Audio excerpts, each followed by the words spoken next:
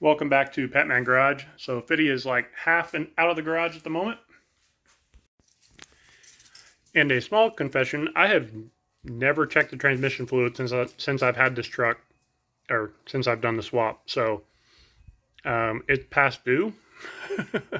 So we'll see if we can get the thing knocked out here.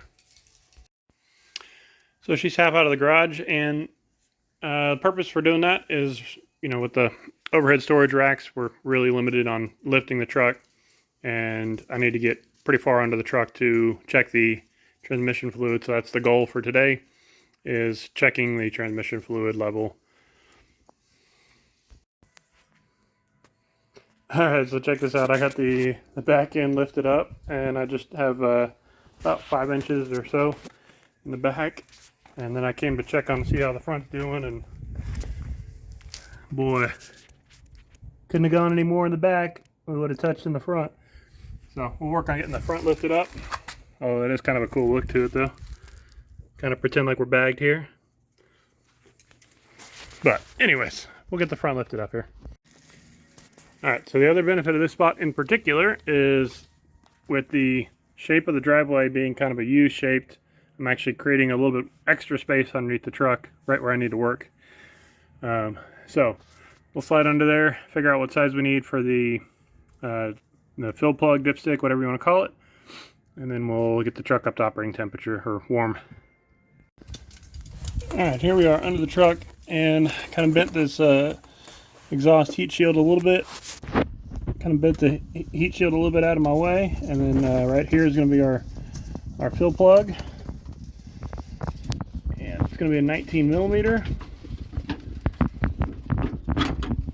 So break that guy loose, and we'll just kind of hand snug it back down, and then we'll get this thing a little bit warmed up.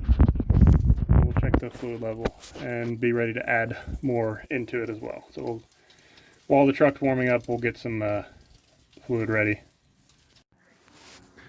Alright, so here's the game plan. We got Merc on LV. Hopefully we don't need all 3 quarts. I'm predicting we're about a quart, maybe a quart and a half low. We'll see on that. And then we got my suction gun, which is just a little hand pump here. And we can draw fluid out of the quart and then kind of go up and into the top of the transmission. So that's the game plan for that.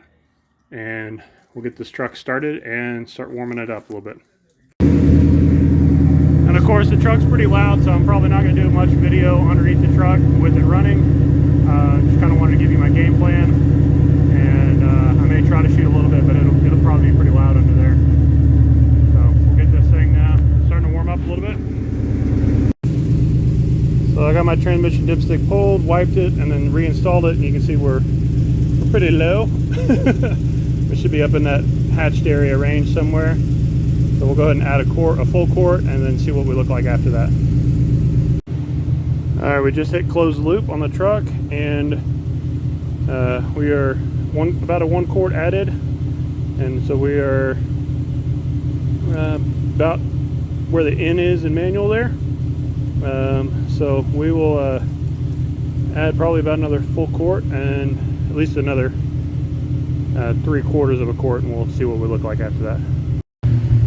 Alright, and the benefit of having the extra bottle is you can never really get all of it completely out of the bottom of the bottle with that suction gun.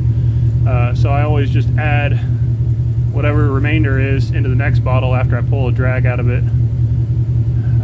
So we now have approximately right at 2 quarts in the truck. So we'll check another level of it, and hopefully we won't need to add much more than that. And she fought back. That's transmission fluid, not blood. Here's our level after the 2 full quarts. So we are right at the top of that range where we want to be. So I'm not going to add any more. Certainly going to end up being a lot better than it was. And yeah, we'll get it back together. Alright, so I got my drain plug back together, and dipstick in it, and then the drain plug on top of it, or fill plug on top of it. So we'll work on gently getting her back down to ride height on the ground, and then we'll go take her out.